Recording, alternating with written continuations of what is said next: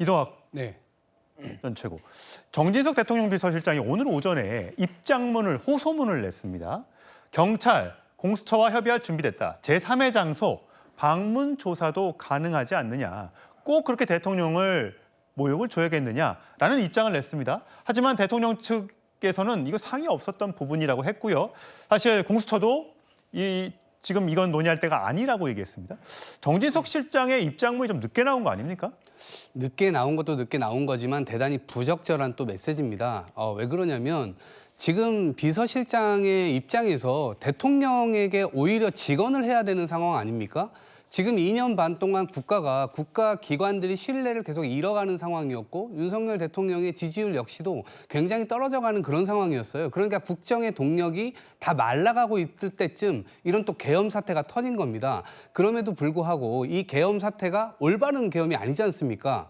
그게 불법적이고 위헌적이었지 않습니까? 그런데 그 상황에서 이 법 체계 바깥으로 지금 나가가지고 대항을 하고 있는 상황입니다. 그러면 비서실장을 했었다고 하는 건 물론 본인을 임명해줬기 때문에 그것에 대한 은사가 있다곤 하나 지금은 사실은 국가의 법 체계를 바로잡는 게 최우선이고 민생을 살피는 것이 최우선 아닙니까? 그러면 여기에 대해서 수사 이 기관에서 너희들이 대통령을 이렇게 해야 된다라고 수사기관에 뭔가를 얘기할 게 아니라 대통령한테 이쯤 되면 그만해야 됩니다. 이제 나와야 됩니다. 이렇게 되면 모양도 다 빠지고 국가의 어떤 수사기관이나 이런 것에 대한 권위가 완전히 훼손됩니다. 이제 나오셔야 됩니다. 이런 메시지를 던져야 되는데 이른 새벽에 일어나가지고 저런 메시지를 올린다라고 하는 것은 저는 국민을 우롱하는 것이다. 이렇게 봅니다. 예, 정진석 실장은 대국민 호소문에서 지금 윤 대통령의 처지는 고성낙일, 도움을 못 받는 외로운 처지다.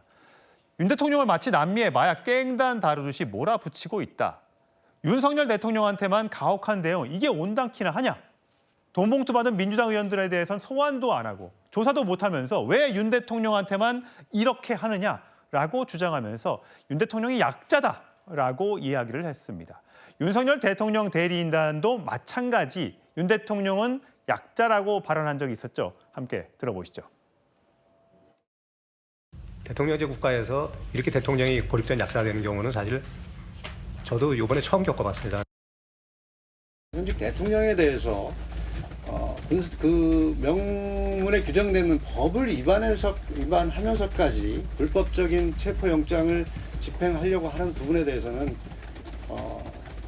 어떤 국가 위신에 커다란 상처가 된다고 그렇게 생각을 합니다. 대통령께서는 지금 결단을 내리고 그 외로운 길을 가고 계시다. 예, 연정현님. 네. 어떻습니까? 약자가 맞습니까? 일단 오늘 정진석 실장이 이런 입장문을 오늘 새벽에 갑작스럽게 냈습니다. 근데 이 새벽에 입장문을 낸 걸 보면 그 내용을 보면 주어가 대통령실이라고 돼 있어요. 예. 물론 비서실장이지만 대통령실 전체의 의견이라고 저는 보여집니다. 예. 자, 일단 대통령에 대한 방어권을 보장해 줘야 된다. 그동안 보면 윤 대통령 변호인 측은 공수처 수사를 인정하지 않았습니다. 예. 불법이다 이야기를 했었죠. 그렇지만 공수처 수사를 인정하고 제3의 장소나 방문 조사를 일단 해줘야 된다. 예. 이런 이야기를 하지 않습니까? 그 이야기는 지금 상황에 어차피 충돌이 불가피한 상황이라면 대통령실에서 의견을 모아서 사실은 저는 대통령실의 입장을 낸 거라고 보여져요. 그렇기 때문에 이 상황 자체는 또 대통령한테 또 제기하는 측면도 있습니다. 자, 공수처 수사를 일단 수용해야 된다. 그리고 그렇다면 그 속에서 협상을 해서 제3의 장소의 수사를 받는, 조사를 받는 이런 양식으로 해야 된다라는 건데 바로 즉각적으로 윤곽근 지금 변호인 측에서 이거 협의된 바 없다라고 이야기했어요. 그렇다면 저는 조금의 지금 윤 대통령을 둘러싸고 박종준 경호처장이 이제 사표를 냈지 않습니까? 그리고 지금 정진석 실장도 대통령실 참모들 명의로 사실은 이 의견을 모아서 냈는데 대통령이 즉각적으로 거부를 했습니다. 자, 그리고 이 입장에 대해서 이 권영세 비대위원장은 동의한다라고 이야기를 했어요. 예. 그러면 지금 대통령의 어떤 이 신변을 놓고서 좀 분화가 되고 있는 것 같아요. 즉 박종준 전 경호처장이나 정진석 실장이나 권영세 비대위원장 같은 경우는 대통령이 어떤 식이든지 공수처의 수사를 받아야 된다는 입장을 밝히는 것 같고요. 예. 근데 만약에 그렇지만 윤 대통령은 여전히 강경한 입장인 것 같습니다. 예. 즉 뭔가 이제 윤 대통령이 굉장히 고립돼가는 그런 측면이 있는 것 같아요. 이제 그런 걸로 보면 글쎄요, 오늘 뭐 밤중에 어떤 일이 일어날지 모르겠지만 지금 윤 대통령이 이제 아마 내일 이런 상황을 대비를 해서 예. 본인이 스스로 이제 조사받으러 나올 수도 있고 예. 아니면 이제 우리가 예상했던 그 시나리오대로 지금 내일에 체포영 집행이 되면서 충돌이 일어날 수도 있고 예. 그 상황에서 이제 대통령의 결단이 아마 오늘 밤사이에 이루어져야 되지 않을까. 예. 아마 그런 측면들이 실제로 정진석 비서실장마저도 사실은 대통령의 어떤 편에 서지 않는 뭐 단순하게 이야기하면 이제 그런 상황이 된 만큼 저는 이제는 대통령이 어떤 면에서 보면 좀 결단을 내려야 되는 상황이 아닌가. 예. 내일 되면 아마 경호처도 피해가 올 것이고 경찰도 피해가 올 것입니다. 이미 군은 피해를 봤습니다. 그런 상황이라면 이제 대통령이 뭔가 이 상황을 모면할 수 없다라면 이제는 뭔가 결단을 내려야 될 상황이 아닌가 싶습니다. 예. 1월 1일 날 윤 대통령은 관저 앞에 모인 지지자들에게 편지를 보내기도 했고요. 그다음에 8일 날은 관저 앞에 윤석열 대통령이 점검하고 있는 뭔가 점검하고 있는 모습이 카메라에 포착이 됐고 어제도 동아일보에 산책하는 윤석열 대통령의 모습이 포착되기도 했습니다. 어제 SNS를 통해서 LA 대형 산불에 대한 또 위로의 글도 올렸었죠. 이런 일련의 행동들이 윤석열 대통령을 지지하는 국민의힘 의원들이나 또는 관저 앞을 지키고 있는 시민들에게 뭔가 메시지, 나를 지켜달라 이렇게 호소하고 있는 건 아닌지라는 해석을 낳고 있는데요. 지난번에 1차 체포영장 집행 이후에 국민의힘 의원들이 관저 앞에 40명 넘게 갔었죠. 대통령을 만나고 나오기도 했었습니다. 자, 그 장면 보고 오시겠습니다.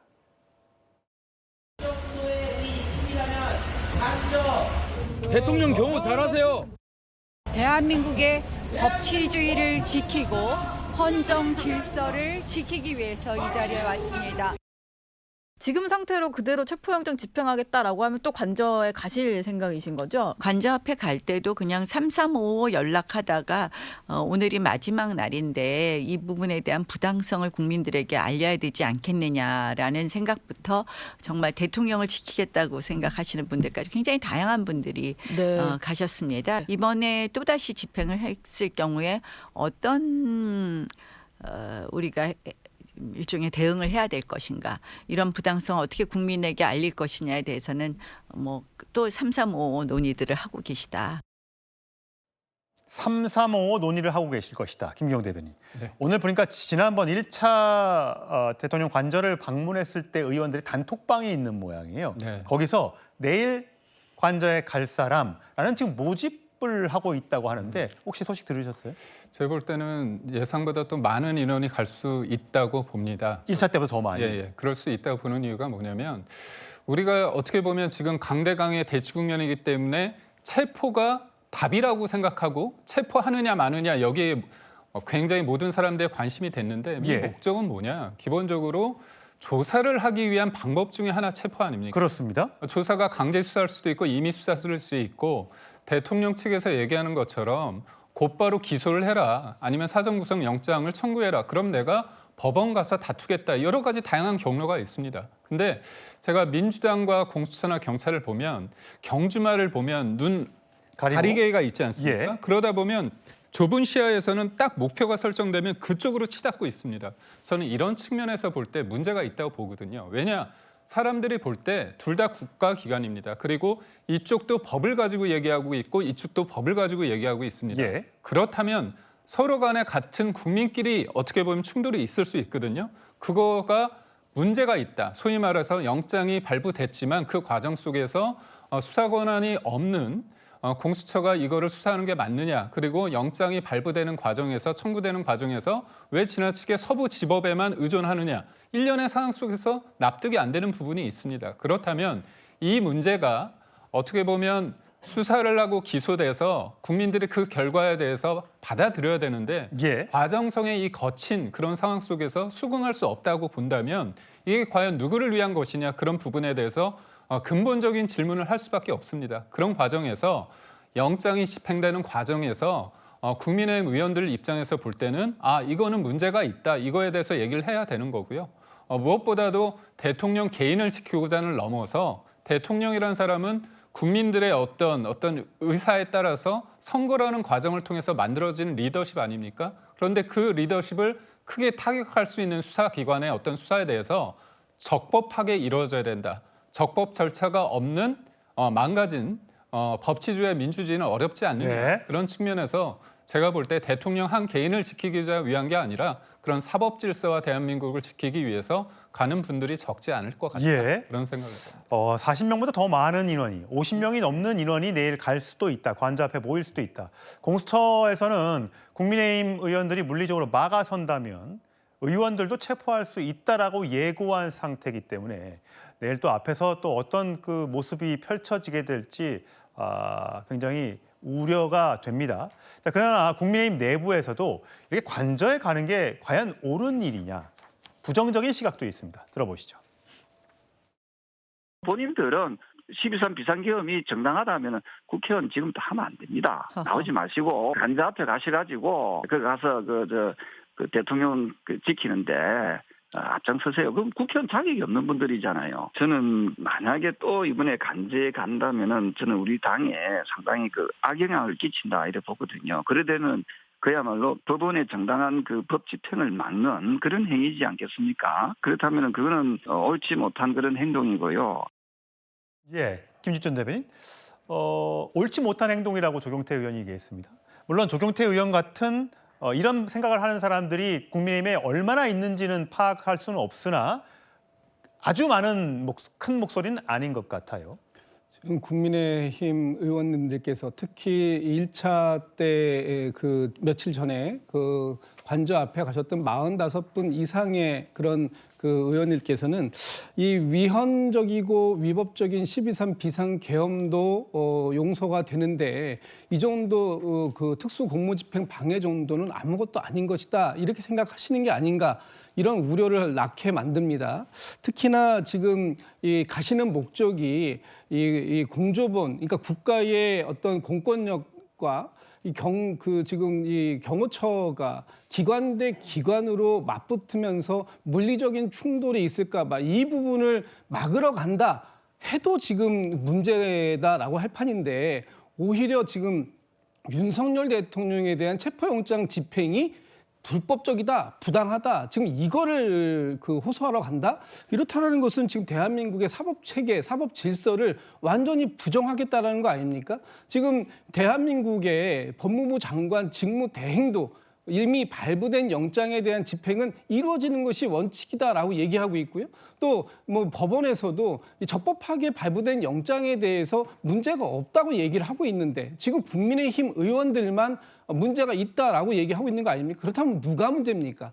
이게 지금 이런 식으로 국민의힘의 의원들께서 윤석열 대통령을 방탄하기 위해서 움직인다라고 한다면 조경태 의원이 좀 전에 얘기했던 것처럼 지금부터 이 국민의힘 당사로 출근하실 게 아니라 국회로 출근하실 게 아니라 관저로 출근하는 게 맞다 하는 비판 저는 뭐 당연히 나올 만하다 이렇게 보고 있습니다. 여러 가지 얘기가 나오는데 내일 관저 앞이 굉장히 또 소란할 것 같습니다. 걱정이 앞섭니다.